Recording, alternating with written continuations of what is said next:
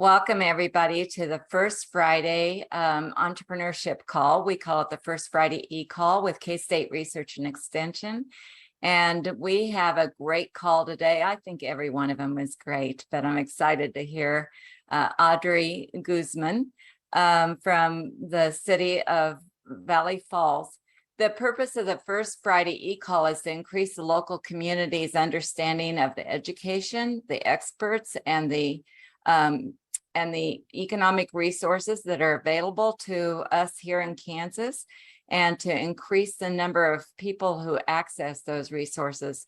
I was visiting with the people who were the early arrivers, and I mentioned the fact that one of my personal goals is to increase the number of people who increase kind of a community of people on this call, so that you'll have a feeling of who each other are, because we learn so much from the other people. As you're arriving, we can see your name, but if you would tell us your role and tell us which county you're in, I'd love to see all of that come across the screen. We can see your name, but if you want to tell us the county and your role there, we'd love to see it.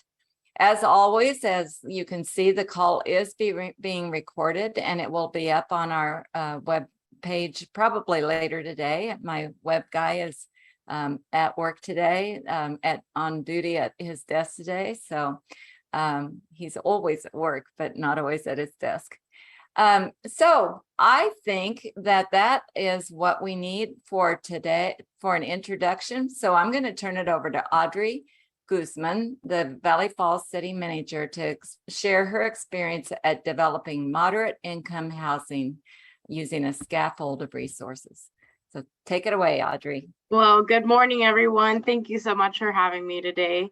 Like she mentioned, my name is Audree Guzman, formerly Audrey Aguilera. And today we're going to be talking a little bit about the moderate income housing and the story of success, specifically whenever I was working in the city of Lyons. So this is a lot about how we made that program work there in Lyons, and then some of the resources that we use to tie the puzzle piece together. Maybe. See if it'll, there it goes. So what is moderate income housing?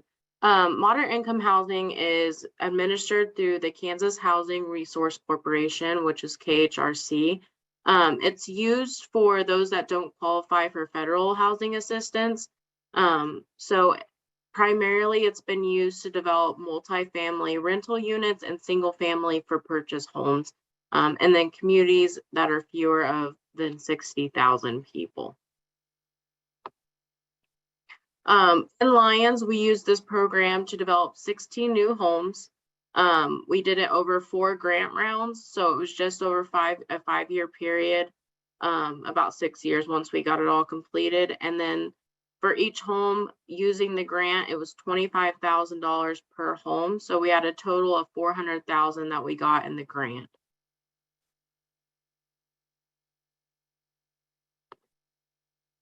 So putting all the pieces together for this project, we used a lot of different resources to kind of make this program work.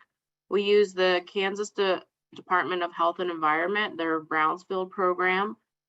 We used the Neighborhood Revitalization program, and then I'll talk a little bit about it, RHID, which is the Rural Housing Incentive District.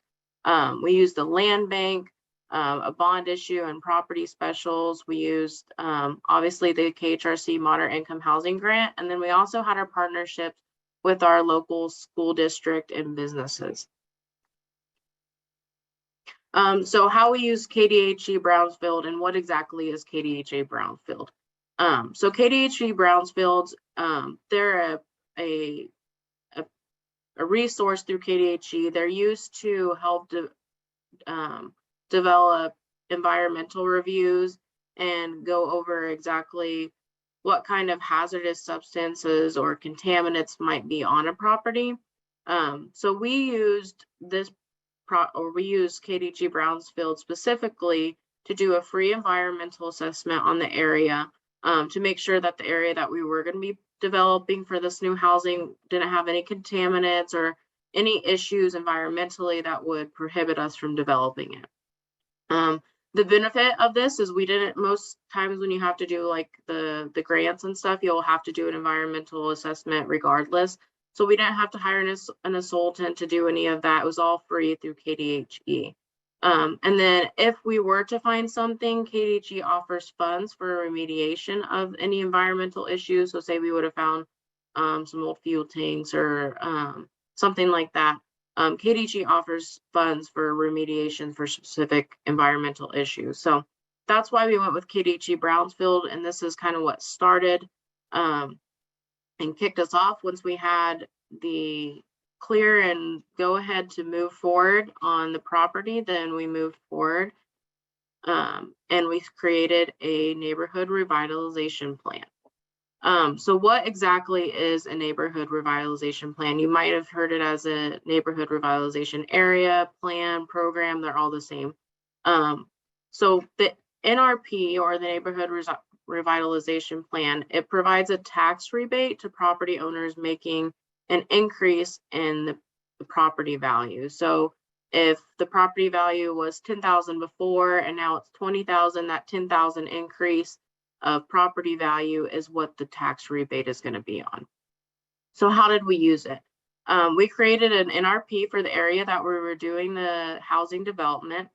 The area had zero value because there wasn't any houses there. I mean, it had the value of the land, but other than that, there was no value to where we were at. So each person that was building a house was adding $175,000 to $200,000 worth of value when they were done building their new house.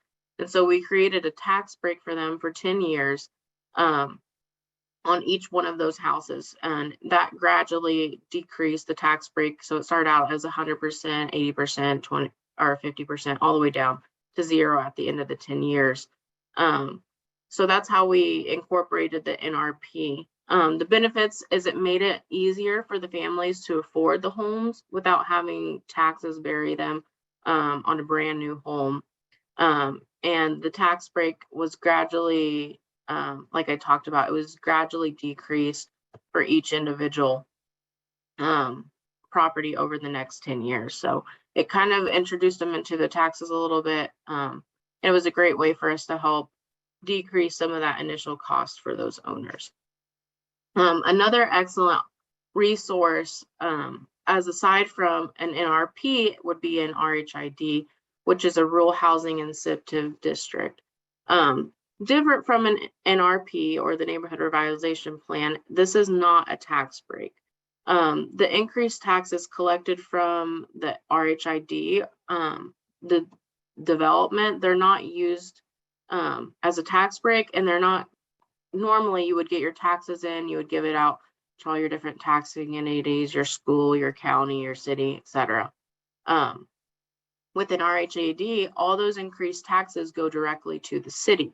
So then the city can use that money to reinvest into new infrastructure for new housing development, streets, utilities, you name it.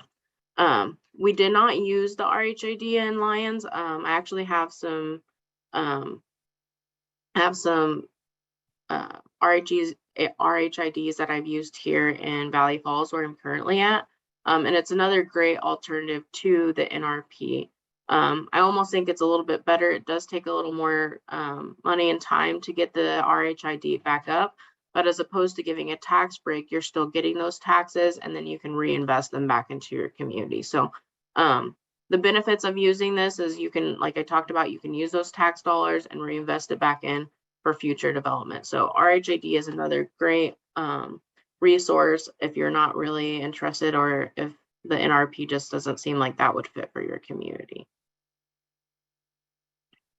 Another thing we used was a land bank. So what is a land bank? If you haven't heard of a land bank is basically a way for the cities or counties to register property into a bank. And then these properties are then tax exempt. They don't collect taxes while they're in the land bank, and then like cities can waive, or counties can waive specials on those. It's a way for us to hold the properties in this land bank while they're being redeveloped, and then they can come out of the land bank and into the new owner's hands whenever it's all said and done. So we had all the properties that were being developed were actually owned by the city. So we created the land bank and put these properties into the land bank to manage them all while they were all being developed. And like I mentioned, the benefits are, while it's in the land bank, no taxes are being collected on that property. So they're not accruing taxes, and they're not required to collect taxes on those properties. And then all the back taxes are waived as soon as they go into the land bank, and that's per statute. And then any specials the city can waive if you have a mowing special or demolition special or whatever it might be. The city can always waive those specials when they go into the land bank also. Another thing that we used was a bond issue and property specials to develop the infrastructure for the streets and utilities. We did a bond issue for $500,000 for over 20 years, and then we divide that up on 27 different lots, and then they were specials on the lots. As part of our incentive, we waived those specials. So with all the funds that they were getting from the grant, us waiving those specials, we did a few other things as far as like waiving their building permit cost, their connections for the utilities cost. It was about $50,000 of equity that these people were starting off with whenever they had their brand new home. So it was a great opportunity for these individuals and for us to develop this area.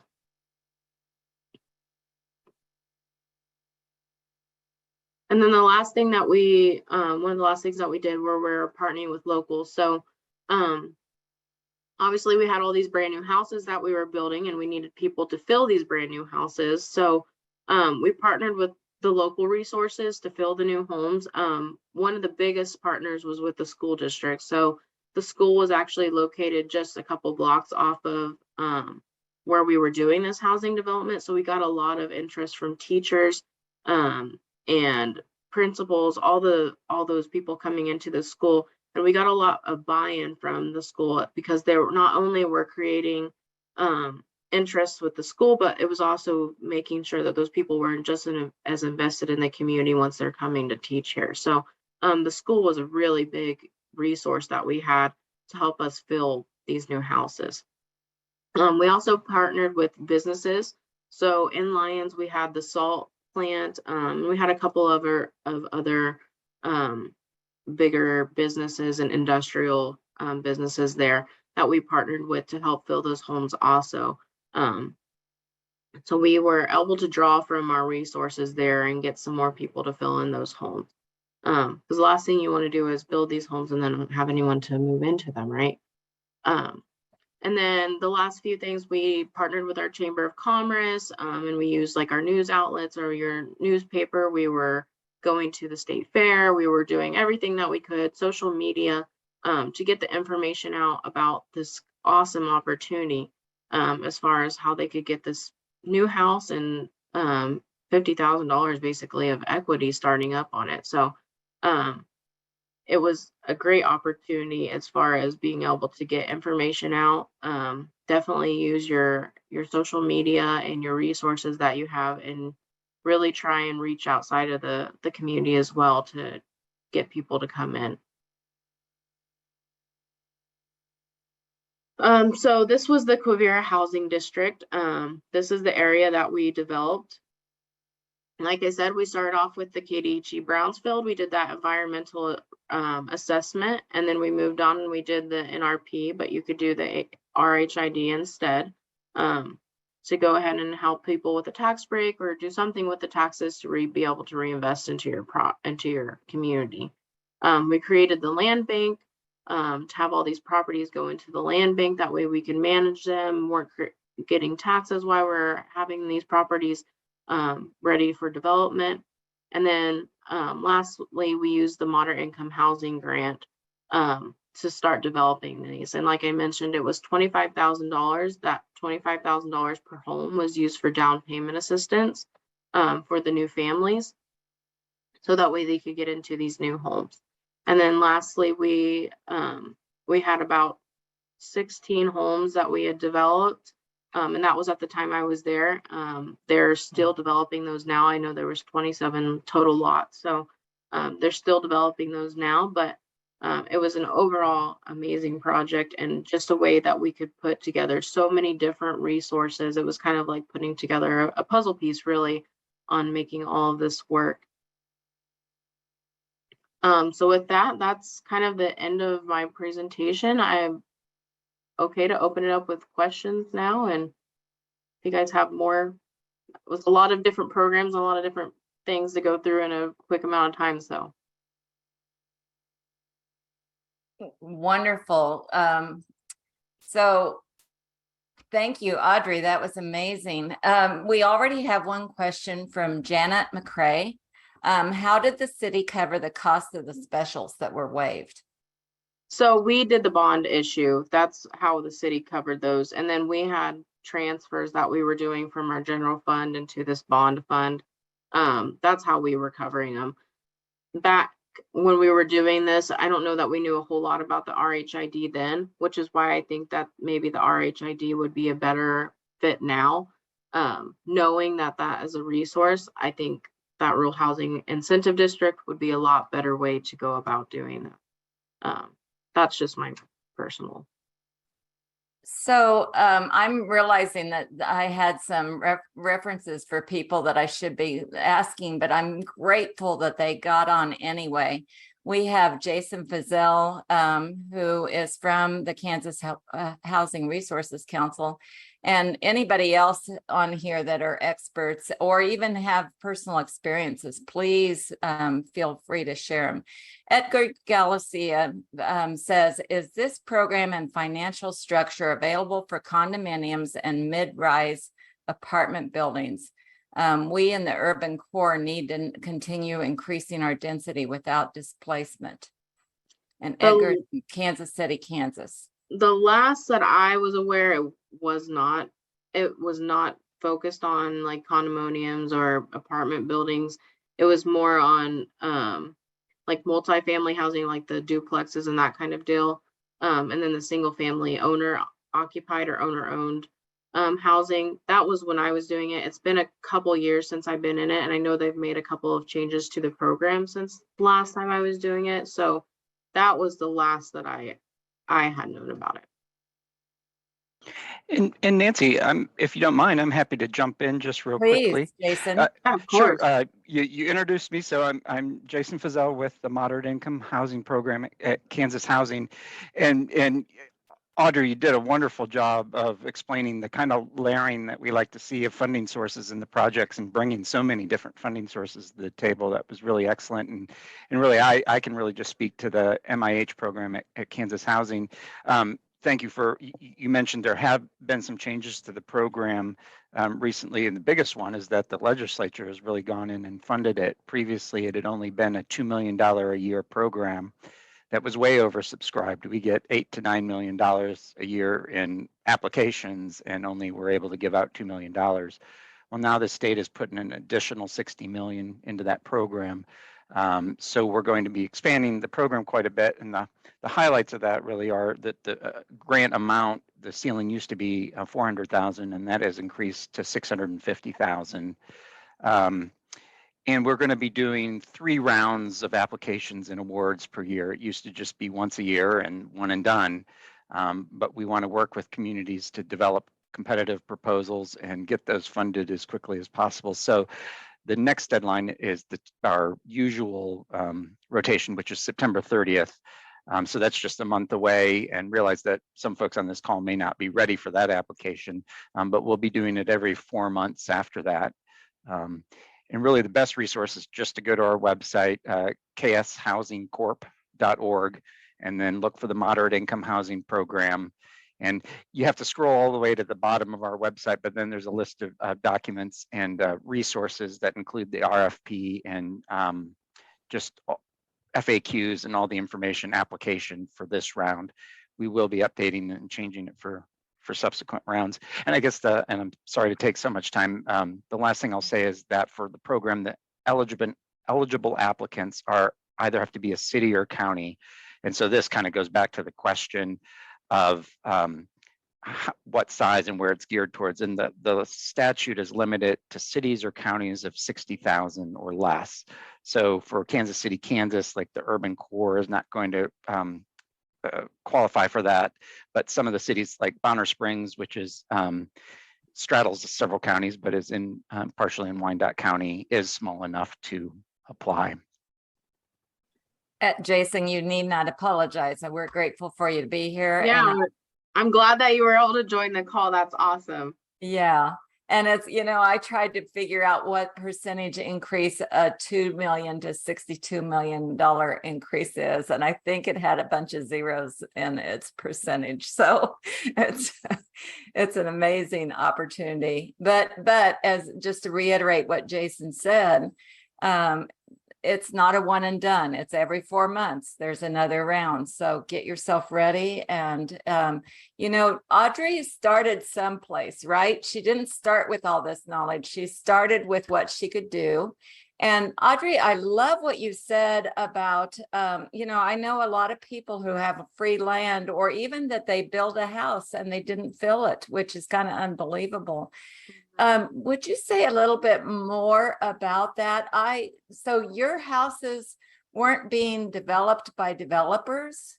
Or so we partnered, no, the city owned those properties. So we partnered with a developer or a contractor actually, when we were doing that project. So as we applied, we had a contractor that we were working with, and then we set those, once we had the applicants for the people wanting to build those homes, then we sent them off with the contractor, and then they were able to build their home with that contractor. So we didn't really have, the city was kind of acting as the developer in this scenario. So yeah, and so that your partnering was just to say to the school district, we have this opportunity, tell your new teachers or anybody. Yeah. And I think of the 16 houses that we had built, I want to say, don't quote me on it, I want to say 11 of them were teacher occupied. Wow. Which leads to continuity too for the education system, which is exactly. And because with the moderate income housing program, part of the requirements is once you move into those homes, at least when we were doing it, it might have changed, but if you sold the home within 10 years, you would have to pay back a portion of that grant. It was split out among the 10 years. So that also created a buy-in for those people, knowing that they weren't just going to get it and then they were going to turn around and sell it and get that 50,000 of equity right back. They had a buy-in and they were going to have to repay back a portion of what they were getting. So good. And there's no incentive to benefit and then jump. And, exactly. Yeah. We were creating a buy-in by having that, and then sort of moderate income housing. And Jason, I know you gave a link, but would you address if a city has an open MIH grant, can they apply for additional funding? And this is from Emily in Bourbon County. Sure, it really depends on where they are with that project and how far along it is, and if they've been making progress on it. If it's close to completion, that's one thing, and we welcome an application. But really, if it's in the earlier stages, we'd prefer they focus on completing the project they have open. But that's a part of why I put the email address in there. Is I will say I'm working more on the new projects. A colleague of mine, Abigail Phillips, is more familiar with the existing projects, and so you can either reach out to that MIH@kshousingcorp.org email address that's in the chat, or to Abigail, and we can talk about where Bourbon County is and whether it's a good time to reapply. Good. Okay, so Craig Campbell wants to know where did the properties, why did Lyon County own these properties? Were they obtained through tax sales or donations? So Lions own the properties, and that's why we had started that land bank. When we got them originally, a developer had owned the properties. The developer went under. It was a unique situation. So the developer went under, and then as part of that, we were able to purchase those properties from him to continue developing those, mainly because we did already invest the specials into it and the infrastructure. And so this was our way to pick that program back up and make sure that we were still going to continue to build those houses with the infrastructure that we had invested. So it was really kind of a unique situation on how we got those properties. But we did open it up to other properties that we had received. The last grant round, I believe we opened it up outside of that. And we added a few other properties that were in our land bank. We got those properties through either one, we demolished a property on there, and then we were able to get those people to, as opposed to having them stuck with that special from demolishment, they would just give that property over to the land bank or tax sales. So on that specific property, it was the issue with the developer, but we also opened it up to other properties that we have gotten through those different revenues. Great. We have any follow-up questions? And I love seeing your faces. If you're able to show us, I really would love to have the opportunity for people to figure out who's doing what and start to make connections, because there's lots to learn from each other. Anybody have any follow-up questions? We've got some experts on here, including every screen on the page. And Nancy, I was just going to add to answer to Edgar's question about the urban core and the apartment buildings. I will say MIH has been used for apartments, and in Leavenworth, we took an old, we funded a project where they took an old YMCA building and renovated it into apartments, and that qualified. And then I also know the Rural Housing Incentive District. Now that's a program of Department of Commerce, so I don't want to speak to it too much, but I would encourage you to check that out, because they did expand the eligibility for that program to allow some second story renovation in downtown areas. Craig, do you have a question? Thank Yeah, you, Jason. Yeah, sorry. There was a question, and then Audrey had a solution to somehow flattening the specials. We just wiped the specials off clean. The specials are often what drives the property to go to the tax sale. Mowing fees and demo. It shows up more than the back taxes a lot of times, and we just write those off. We being the city. Just writes them off. And I was wondering why that extra step in there. That the question was asked, so it was important, and then you had a solution to it. As far as why we would write those off, or no, you have some sort of, you said something about putting the specials, transferring the specials cost or something into another bucket, a bond bucket or something like that. That was specifically for the specials that we put on the property for the infrastructure development. Yeah, we had put those, we had split it up over the 27 different lots. We had put specials on those properties for the infrastructure development. But as part of our incentive, that way those people weren't stuck with that special, we went ahead and took the bond out and did that on our own. So Thank you. I was having trouble getting my laptop to work, and I was listening on my phone. Yeah, that's okay. And I think repetition is key when we're trying to take in so much information all at once. So thank you for asking that question, Craig. You know, I've often been told by my rural partners that the minute they build a house, it's worth 20% less than the cost of building that house. And so Audrey is, you know, the work that you're doing is starting to address some of those issues. And I think that's really important. What you had a developer, you had a construction person there in your town. Mm-hmm. Have any of the rest of you had any experience with the opportunity, but no construction people to fill the opportunity? Yeah, I think that's, I know that's an issue, not only with like the moderate income housing grants, but like the CDBG housing grants also. They have the opportunity there, but the people to do the work is not there. And I know that's something that some communities have struggled with. Yeah, there's money left every year in CDBG housing. Mm-hmm.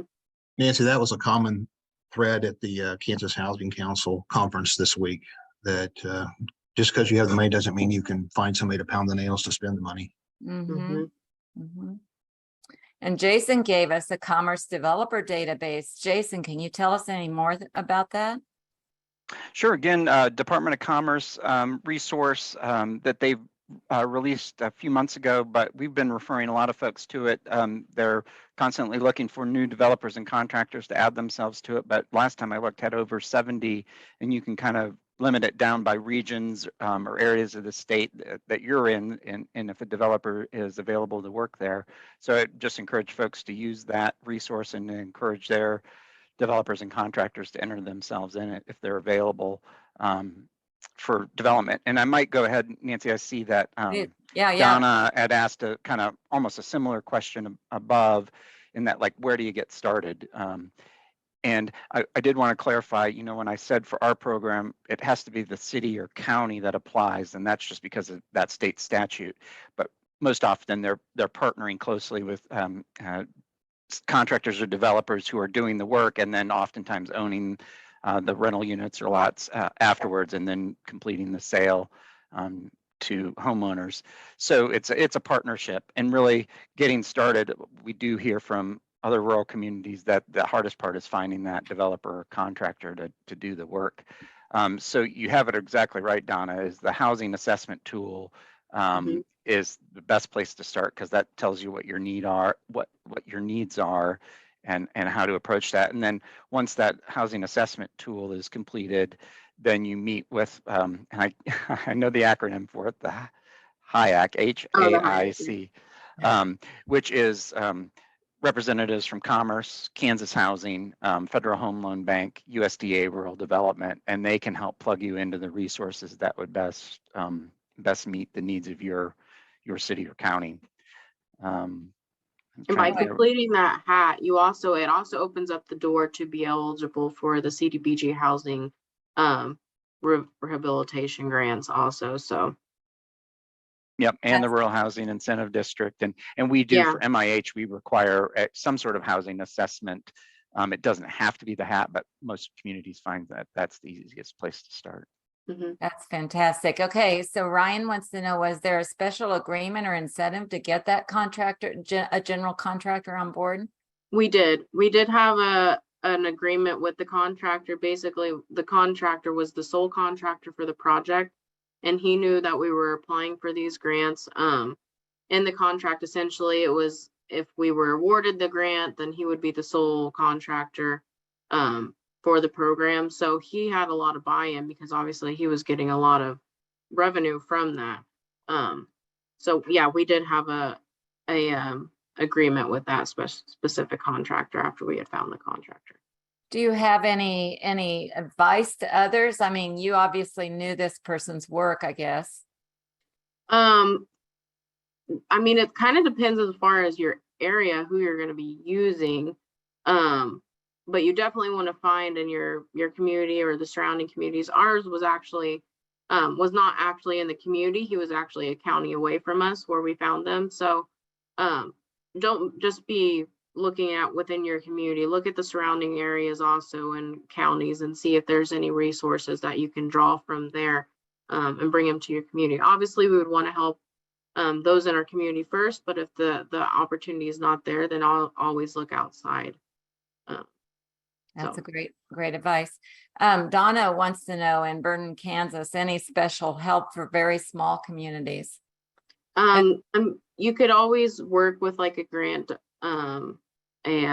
administrator as far as getting the grant up and going. I know that does take a little bit of investment as far as the money that costs, but that's always an opportunity that's available for those smaller communities to write those grants.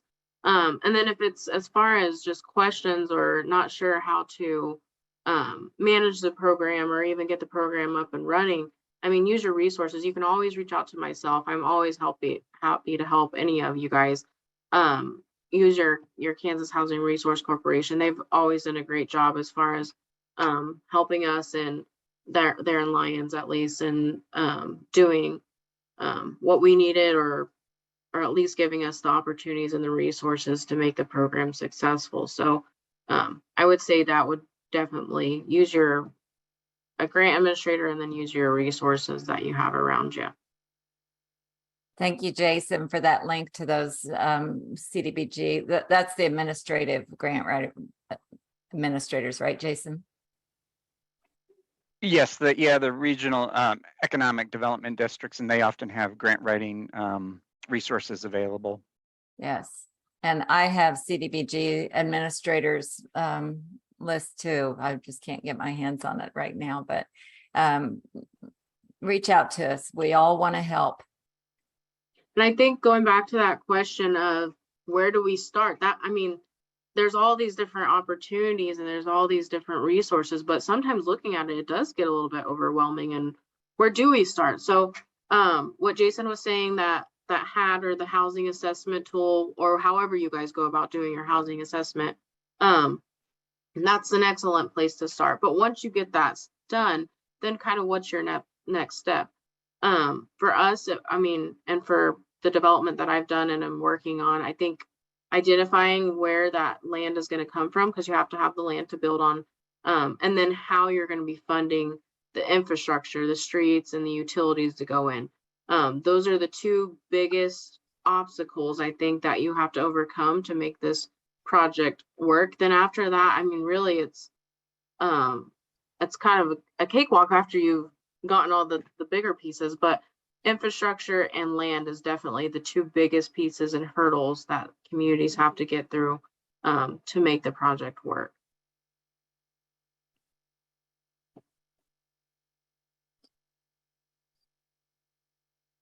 Well, I'm just so impressed with the scope, you know, the thinking of the soup to nuts, because I've seen communities that built a house and had it vandalized and had damage from weather and everything else before they finally got it filled. So you've got a very comprehensive thought process here, and it takes everything. It doesn't matter if you get it built if nobody comes. Exactly. So, yeah. Which is why you definitely want to make sure there's going to be the interest in your community before you go through. It's not the old build it and they will come, really.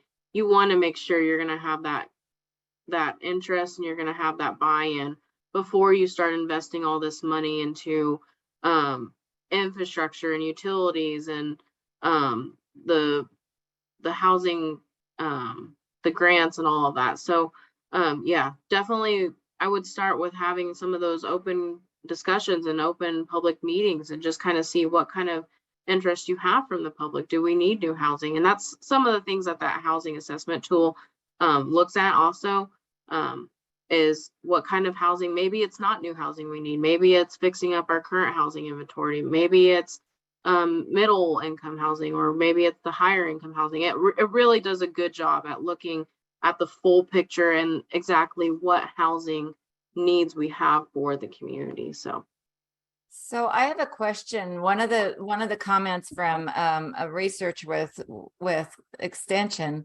is that, you know, the baby boomers are retiring at 10,000 of us a day.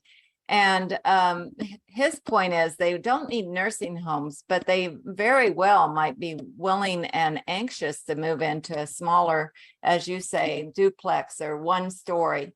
And so does the housing assessment tool help you to notice who those candidates are? And honestly, you know, there might be an aspect in helping the community know, think about this. Staying in that 4-bedroom home is using 4 bedrooms for somebody who needs it.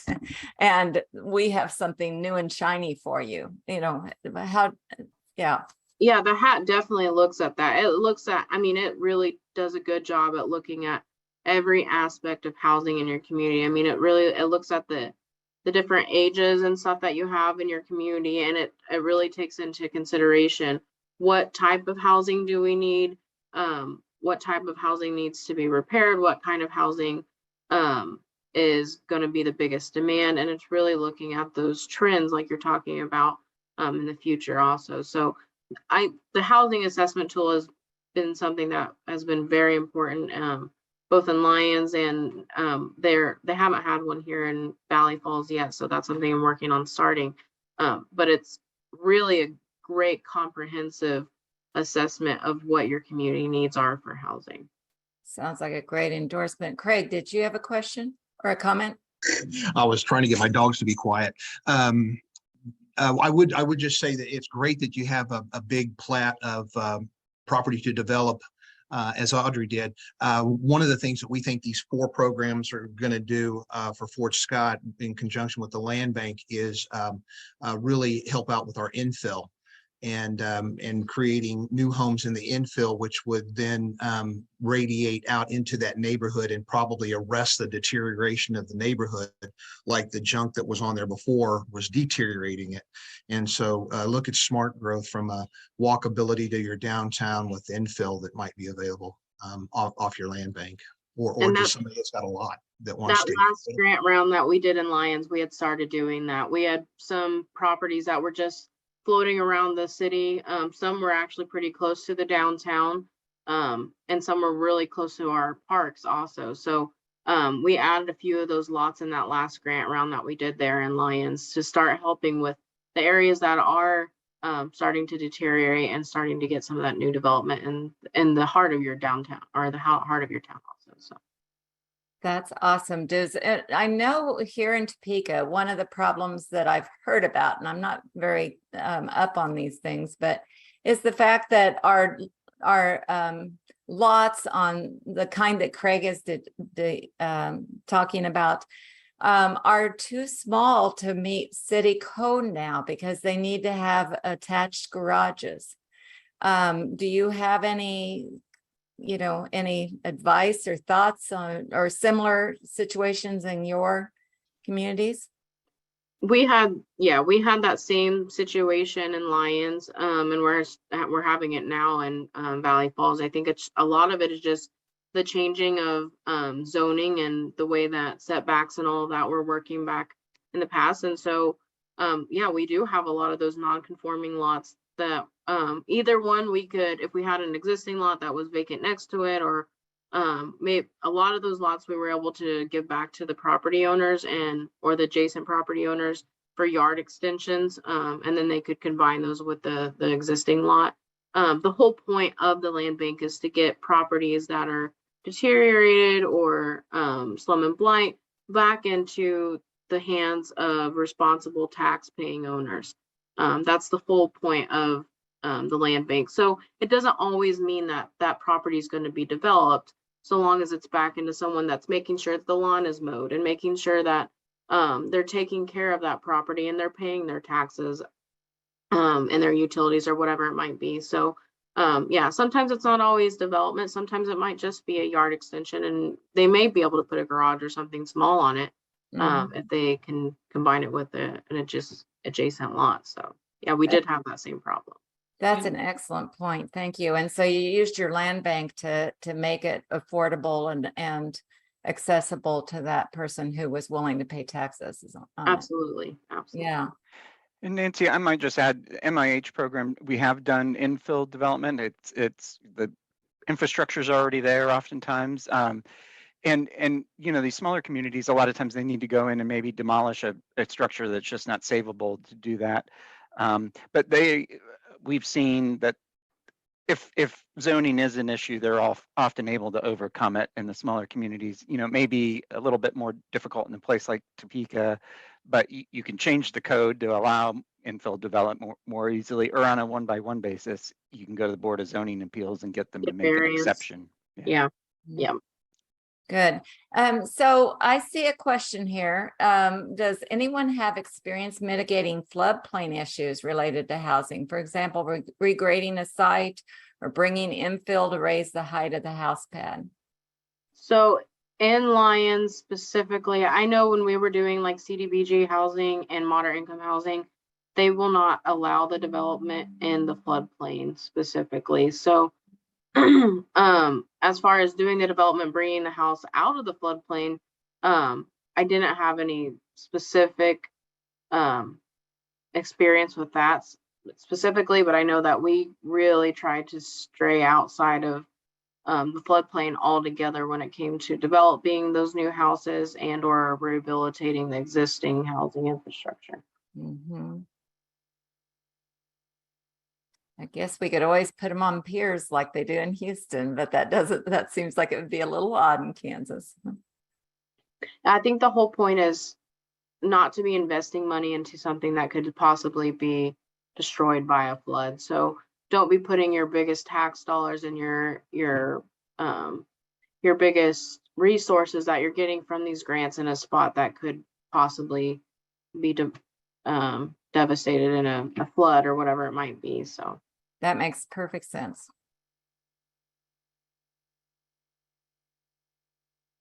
Are there funds, public funds for demolition of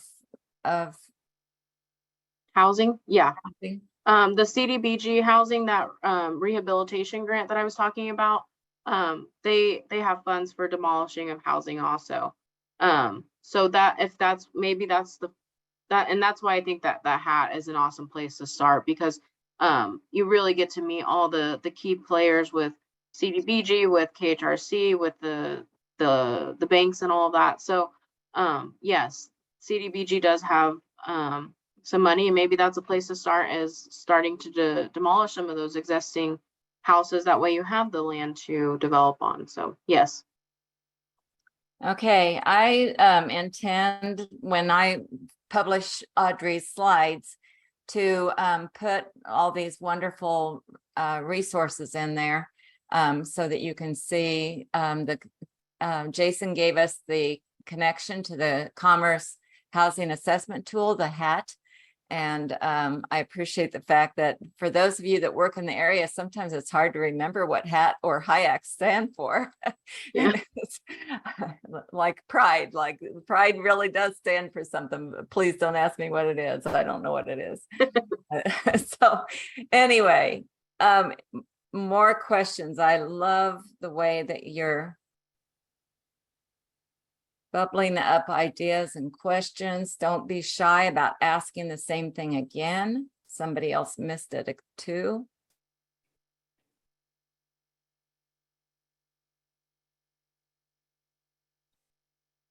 And Nancy, on my slideshow, I did put a couple of those resource links in there too, like your KHRC and your RHID. So there are a few links in there. I'm sorry, is that, did I close it down too soon? Oh, no, that's fine. No, that's fine. I just wanted to make sure those links would be there if people wanted to go back and look at that presentation. There are a few of those links in there. Okay, fantastic. Oh, well, I'll just add to them if we need to. Fantastic. Audree, thank you. Oh, Jason's got one more. Jason, you want to just tell us about it? Oh, sure. I just put in it's a short description of the housing assessment tool, and then spells out Housing Interagency Advisory Committee, which is the HIAC, and lists the agencies that are involved, and then gives a contact, Linda Hunsinger at Commerce. That's awesome. And Linda is going to be one of our future speakers, and she has been in the past. I love the way Kansans play together. We play together very well. And I just appreciate so much, Jason, you hopping on and finding out about this from Abigail. And we got done what needed to happen. So thank you so much. So next time we have, or before we go to next time, I just will promote one more time. We have some people on here that are alumni of our grant writing workshops. And Donna Jackson from Burden tells me that her fire department just got another $90,000 for emergency. And she's been kind of the spark that started that. In many ways, she's written a lot of grants, but she's also, her willingness to write grants has made other people step to the plate. There's just a spark that starts and just keeps burning if somebody just steps up and says they're willing. So we have one more grant workshop. I put the link in the chain, the conversation there so that you can see it. It's in October. It's being hosted by Rice County, but because it's online, anybody anywhere can participate. in that 6-hour training. Is there anything else from anybody on the call that you want to share? Make sure that we know about?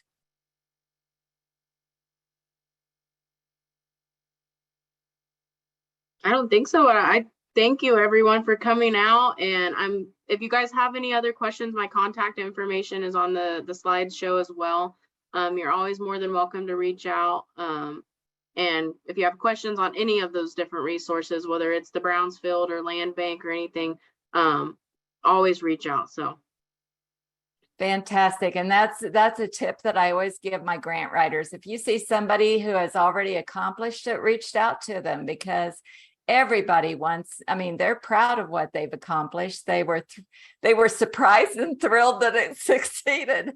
And so they would be even more delighted if they could say that they helped somebody else. It just creates that upward energy that we all want for this state that we love so much. So next month is an interesting call. Tim Peterson, Dr. Tim Peterson from the Kansas Board of Regents reached out a year ago, and he's been on this, waiting for this opportunity for a year. The Kansas Board of Regents has a Kansas micro internship program. I'm going to use it on a project in the next month, where they have 900 registered Kansas, all kinds of Kansas college students who are registered. They have their resumes on there, and they will do a project for you. You design the project, you get onto the project, and you contract with them for a specific need for specific skills. And when they're done, they're done. None of this keeping them busy for a semester when you only had a few things that you needed to do. The student, besides resume skills, the student gets $15 to $20 an hour for this work. And that's a huge incentive for them. And the projects, generally, I've looked at it, and they're generally about $400 a piece. So if you've got, go on there, and if you want information, I'm not prepared to put it on there right at the moment, but if you have any information that you need about that immediately, send me an email and I'll connect you with what you need to know to get a college student to help with your specific project. All right. So the thought for the day is from our forefather, Benjamin Franklin, that frankly frisky and very innovative thought leader. He says, diligence is the mother of all good luck. So go out and do great things for Kansas and create a great Kansas day. Thanks for joining us. Thank you. thank you, everyone. It was awesome, Audrey. Thank you so much. Thank you.